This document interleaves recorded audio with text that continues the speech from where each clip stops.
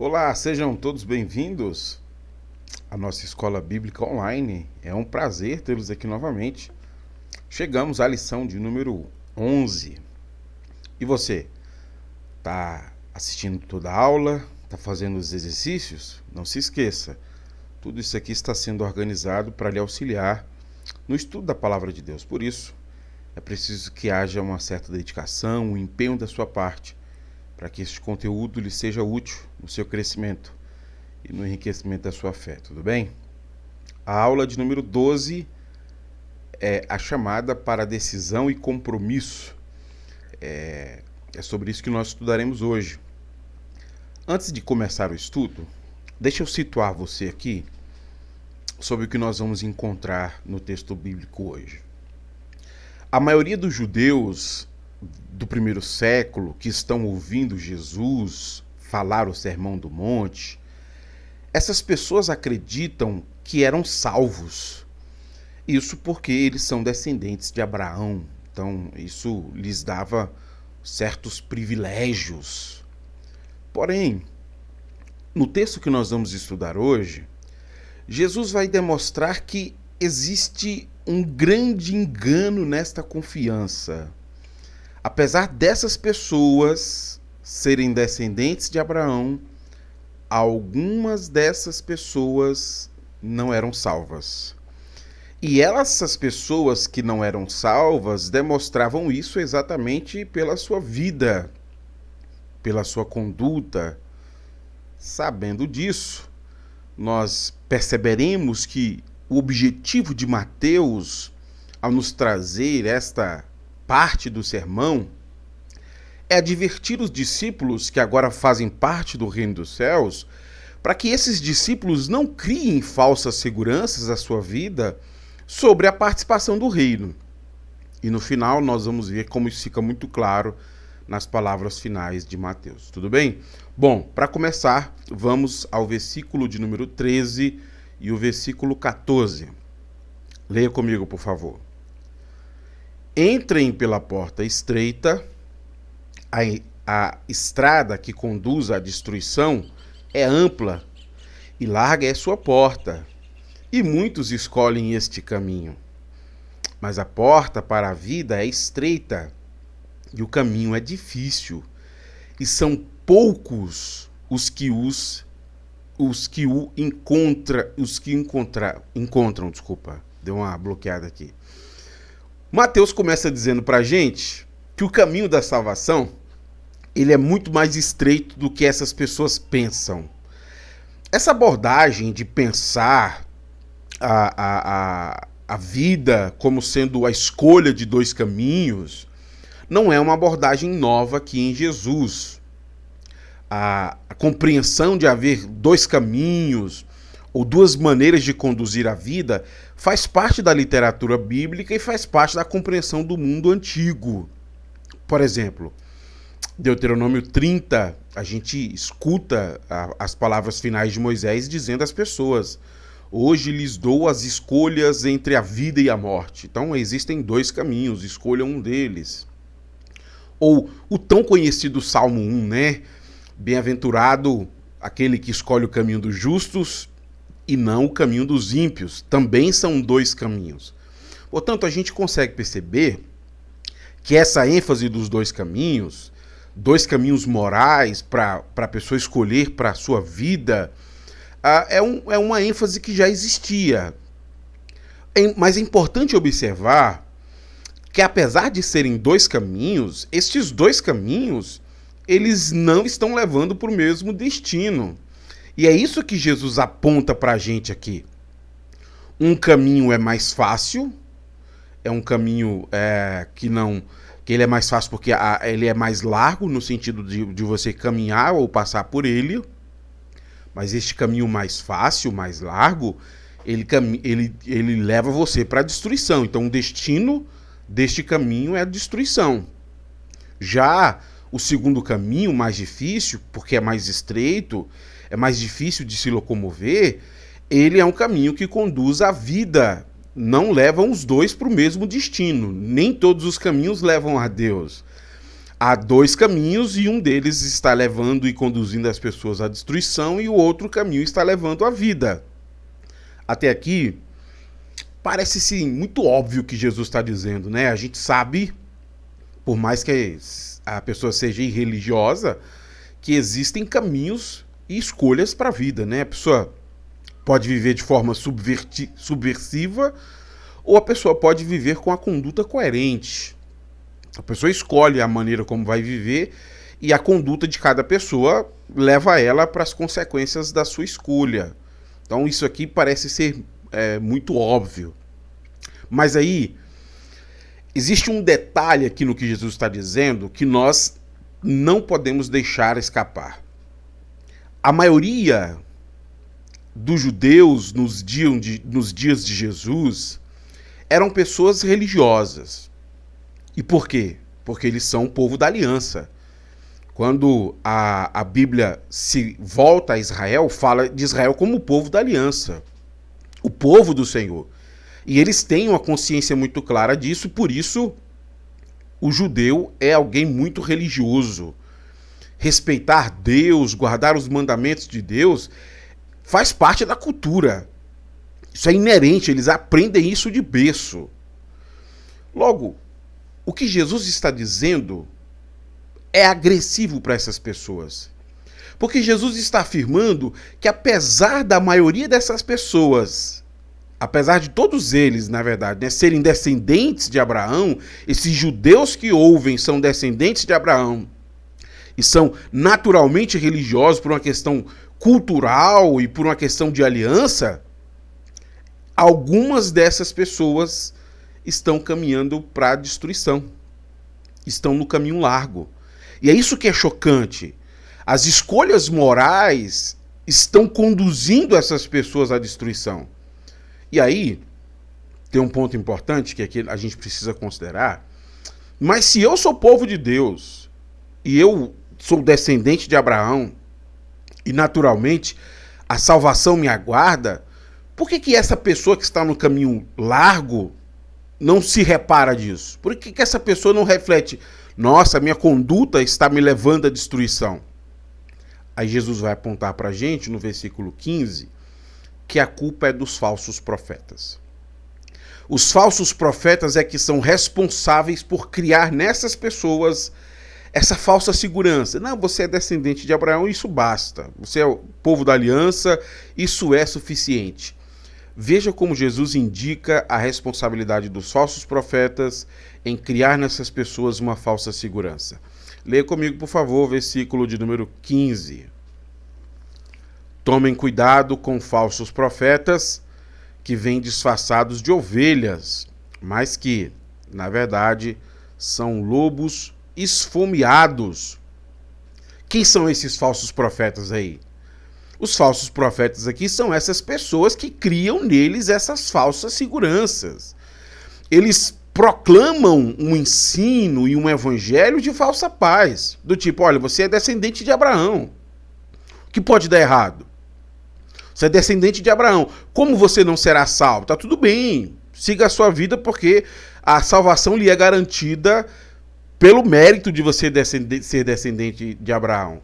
Então, com essa falsa segurança, eles estão indicando para essas pessoas um caminho que negligencia as verdadeiras exigências de Deus. E por isso que é um caminho largo, um caminho mais fácil.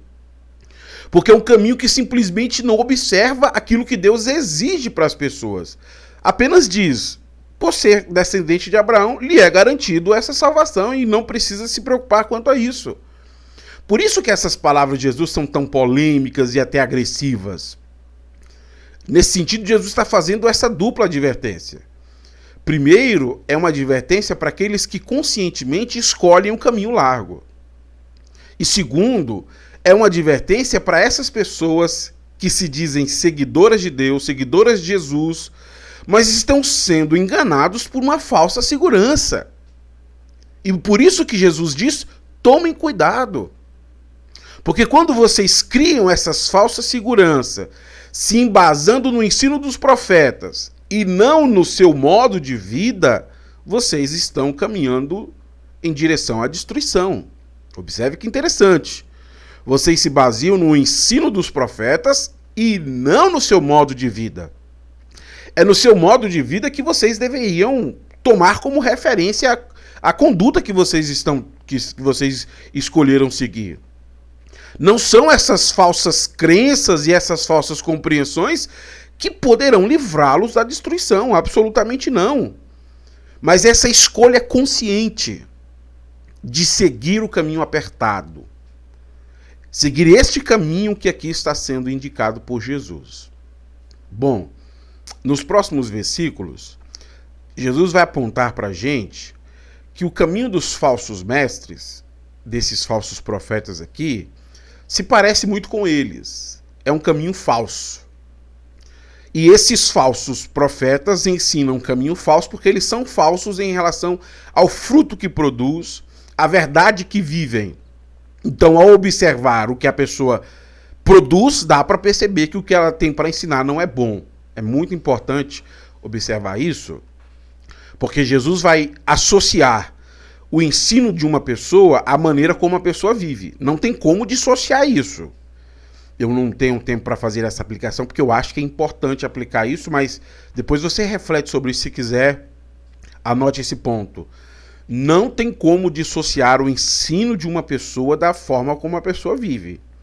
A forma como a pessoa vive ou testemunha ou indica que o que ela está ensinando não é verdadeiro. Vamos ver as palavras de Jesus, versículo de número 16 até o versículo 20.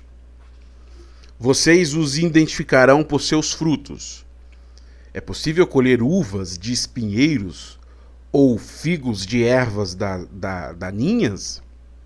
Da mesma forma, a árvore boa produz frutos bons e a árvore ruim produz frutos ruins. A árvore boa não pode produzir frutos ruins e a árvore ruim não pode produzir frutos bons. Toda árvore que não produz bons frutos é cortada e lançada no fogo.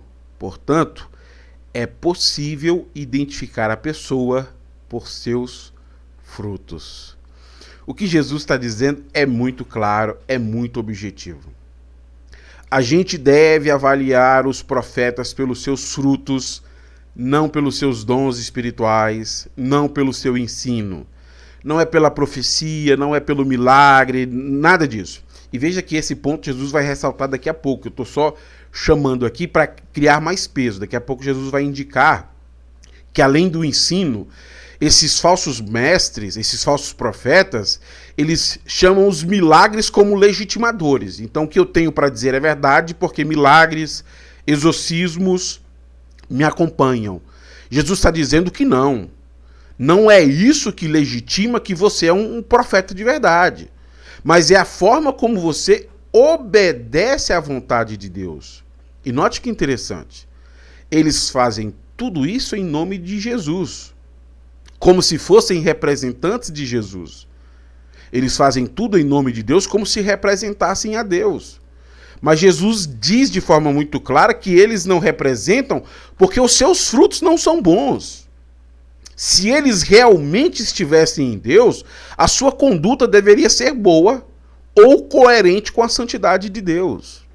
Mas a sua conduta vergonhosa revela exatamente como eles são frutos ruins.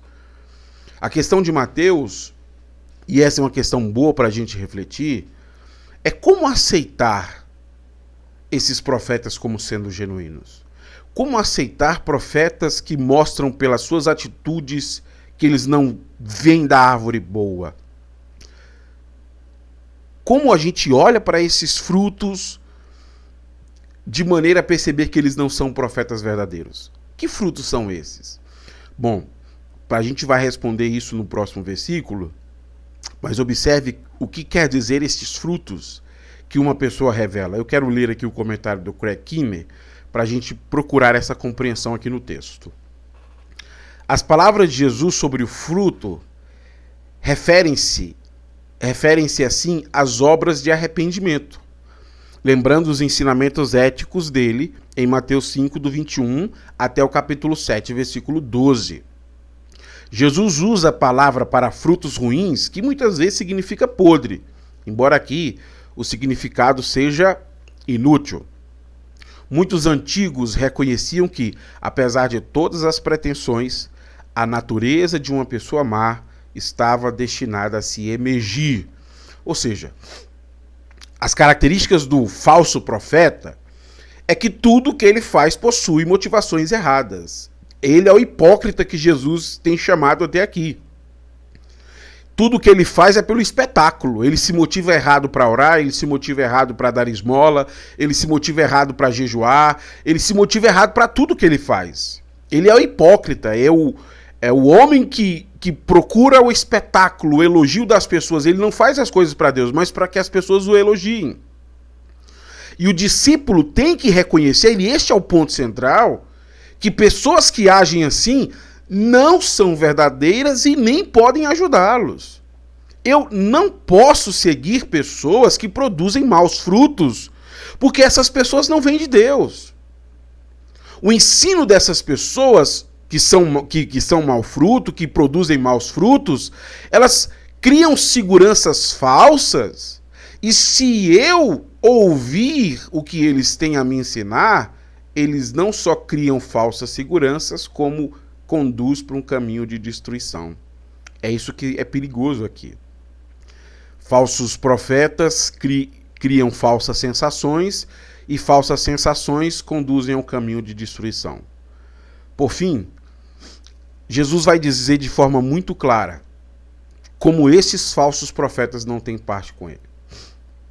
Ah, mas ele faz milagre, ele expulsa demônios, ele faz tantas coisas em nome de Jesus, como é que ele não é de Jesus? E Jesus responde, e se você quiser, aperte pausa e leia quantas vezes você quiser essa passagem, porque essa é uma passagem importante. Versículo 23. Nem todos que me chamam Senhor, Senhor, entrarão no reino dos céus, mas apenas aqueles que, de fato, fazem a vontade do meu Pai que está no céu. No dia do juízo, muitos me dirão, Senhor, Senhor, não profetizamos em teu nome, não expulsamos demônios em teu nome, e não realizamos muitos milagres em teu nome? Eu, porém, responderei, nunca os conheci. Afastem-se de mim, vocês que desobedecem à lei. Observe que interessante. Uma vez que esses falsos profetas entram à igreja, o ensinamento desses falsos profetas custarão a vida espiritual de alguns discípulos. Por quê? Porque eles criam falsas seguranças e essas falsas seguranças conduzem ao caminho de destruição. E esses falsos profetas se vestiram com peles de ovelhas, se pareciam com ovelhas, mas na verdade eram lobos, famintos que vieram devorar as ovelhas. E Jesus se volta para essas ovelhas, esses lobos vestidos com pele de ovelha, e diz, naquele dia, no dia do juízo final, Deus irá expor o verdadeiro estado do coração dessas pessoas. Sabe qual é o verdadeiro estado? Eles amam a maldade e desprezam a verdade. Isso é interessante, porque não foram os milagres, não foi o exorcismo, ou qualquer outro tipo de manifestação espiritual que provou que estes homens eram verdadeiros. E eles dizem, no Senhor, Senhor, no teu nome. A indicação aqui é que eles fizeram como representantes de Deus. A verdade, no entanto, não está nos milagres e não está em expulsar demônios, muito pelo contrário. A verdade está no quanto essa pessoa ama a lei do Senhor. No quanto essa pessoa está dedicada a seguir pelo caminho estreito que Jesus está indicando. Essa pessoa prefere o caminho estreito ou ela quer facilidades? Nesse sentido, não basta dizer que você conhece Jesus. Não basta dizer que você acredita em Deus. E nem dizer Senhor, Senhor. É preciso muito mais. Jesus está nos indicando que é preciso ser conhecido pelo próprio Jesus.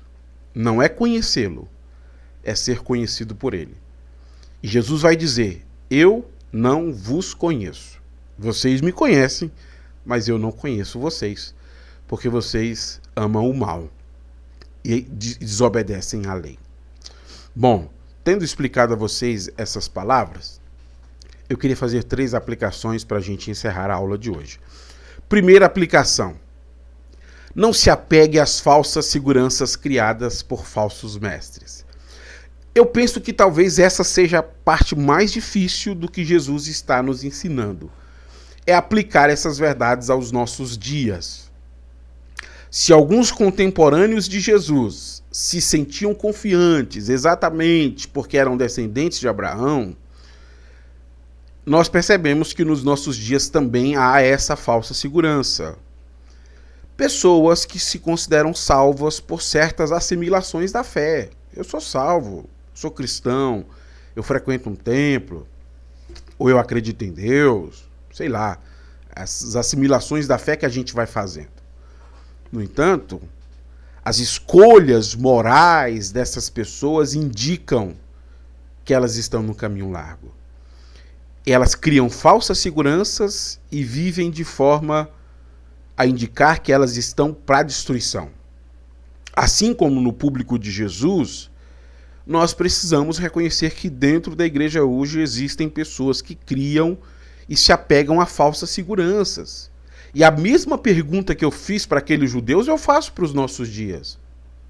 Mas um cristão não conseguiria perceber que ele está caminhando em direção à destruição?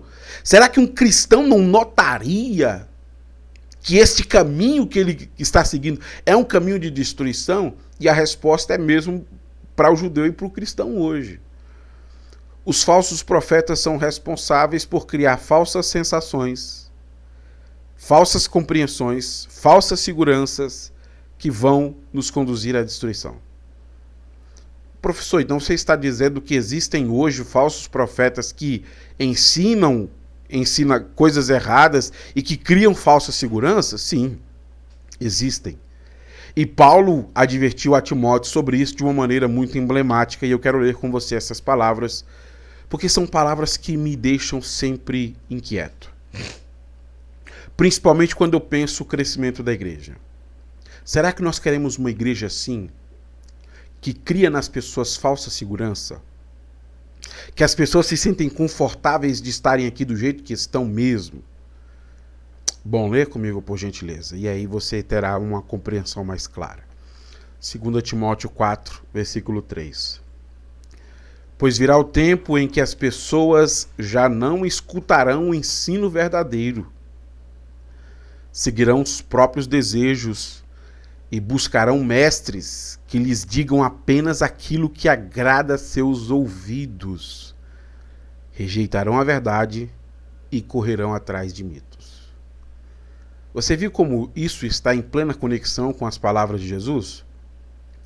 Pessoas que não amam a lei, que não escutam a verdade. O que eles querem ouvir são falsas seguranças, falso evangelho e mais, essas pessoas procuram quem faça isso, quem as ensine.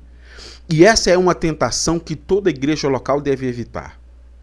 Será que nós queremos atrair pessoas criando nessas pessoas falsa segurança? Dizendo a essas pessoas um falso evangelho? Porque se você desejar criar uma igreja para ensinar falsas seguranças com falso evangelho, o texto que Paulo está nos dizendo aqui diz que você vai ter pessoas que vão procurar a sua igreja. Nossa, como eu procurei uma igreja assim. O problema é que quando nós fazemos isso, nós estamos ensinando um caminho largo que conduz à destruição. Por isso é tão importante observar os frutos da vida de uma pessoa. Segunda aplicação. Não basta dizer que crê em Deus. É preciso que sua conduta seja coerente com sua afirmação. Você diz que crê num único Deus, e essa expressão é de Tiago, e eu tomo ela aqui para lhe ilustrar. Os demônios também acreditam que existe um só Deus. Mas crer na existência de um só Deus não foi suficiente para salvar os demônios. Por que você acha que será suficiente para você?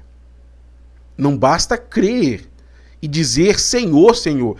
É preciso que a sua escolha moral seja coerente com a santidade de Deus, com a conduta que se exige dos moradores do reino dos céus. São dois caminhos. Mas o destino dos dois caminhos não é o mesmo. O destino é diferente. Um conduz à destruição e o outro à vida. Se você diz que está no caminho para o reino dos céus, esse reino vindouro, é preciso que a sua conduta seja coerente. E aqui no caso, o Sermão da Montanha está falando isso para a gente. As motivações do discípulo e a vida de devoção autêntica dos discípulos. Terceira e última aplicação. Não são as manifestações espirituais que legitimam o ensino de uma pessoa, mas os seus frutos. Essas palavras de Jesus são muito atuais. Porque o que Jesus acabou de dizer se tornou um problema para a igreja apostólica e é um problema para os nossos dias. Qual que é o problema? Falsos profetas que legitimam o seu ensino pelas manifestações espirituais. Falsos profetas que dizem, como que eu estou ensinando não é verdade? Veja os milagres, veja os demônios sendo expulsos, veja tudo o que está acontecendo. E aqui nós clamamos, Senhor, Senhor. Como é que o que eu estou ensinando não é verdade? Então é verdade, porque, e a prova disso são as manifestações espirituais. Não são as manifestações espirituais que diz que o que você está ensinando é verdadeiro. E se você não acredita no que Jesus acabou de dizer, ou se você acha que eu estou interpretando errado, vamos à aplicação das palavras de Jesus na igreja apostólica? João passou por este mesmo problema. Ao escrever a sua epístola, ele fala sobre falsos mestres que estão na igreja e que legitimam aquilo que eles estão ensinando de errado pelos milagres. Como que eu estou ensinando é mentira? Olha os milagres que me acontecem. Vamos ler João? E esse texto, ele é mais um desses textos que tira um pouco do nosso fôlego. 1 João capítulo 4, João disse assim: Amados, não acreditem em todo o espírito, mas ponham-no à prova para ter certeza de que o espírito vem de Deus, pois há muitos falsos profetas no mundo. O primeiro ponto que João está dizendo para a gente é que nem toda manifestação espiritual é de Deus. Tudo bem? Nem toda manifestação espiritual é de Deus. Não existe só o Espírito de Deus, existe também uma manifestação diabólica. Então não acreditem em todas as manifestações como sendo provenientes do Senhor. Versículo 2. Assim sabemos se eles têm o Espírito de Deus. Todo espírito que reconhece que Jesus Cristo veio em corpo é de Deus. Mas todo espírito que não reconhece a verdade a respeito de Jesus não é de Deus. Esse é o espírito do anticristo, sobre o qual vocês ouviriam que viria ao mundo e, de fato, já está aqui. Sabe o que João está dizendo para a gente de forma muito clara e aberta? Que uma pessoa que diz ter o Espírito de Deus e faz milagres em nome de Deus, mas a sua conduta é uma conduta reprovável, o espírito que age sobre essa pessoa não é o Espírito de Deus, é o espírito do anticristo que já está no mundo. É um poder diabólico, e veja que interessante as palavras de Jesus em Marcos 13, 22. Anote se você quiser ler. Nos últimos dias surgirão falsos cristos e falsos profetas, realizando sinais e maravilhas para, se possível, enganar os escolhidos. Vede que eu vos tenho advertido. Bom, não são os milagres, não é o exorcismo que diz que o ensino de alguém é verdadeiro. É a sua própria conduta. A conduta de uma pessoa é que diz que o que ela ensina é verdade ou não. E essa conduta precisa ser coerente com a sua mensagem.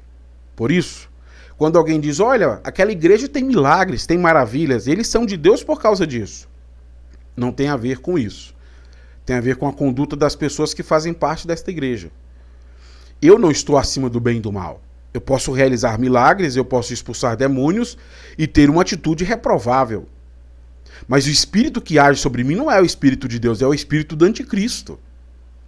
E esse tipo de manifestação acontece para, se possível, enganar os escolhidos. E nós não consideramos isso como manifestação espiritual, mas como uma manifestação do diabo. Não se deixe enganar. Porque há muitos falsos profetas em nossos dias, criando falsa segurança nas pessoas com o seu ensino e com os seus sinais. O problema é que os seus frutos revelam quem eles são, e se você acreditar neles, você primeiro vai criar falsas seguranças, segundo, você vai caminhar para a destruição. É um alerta de Jesus para os seus discípulos, é um alerta de Jesus para nós. Bom, foi um prazer ter estado aqui com você. Semana que vem eu aguardo você para avançarmos então no nosso estudo sobre o Sermão da Montanha. Tudo bem? Até a próxima então.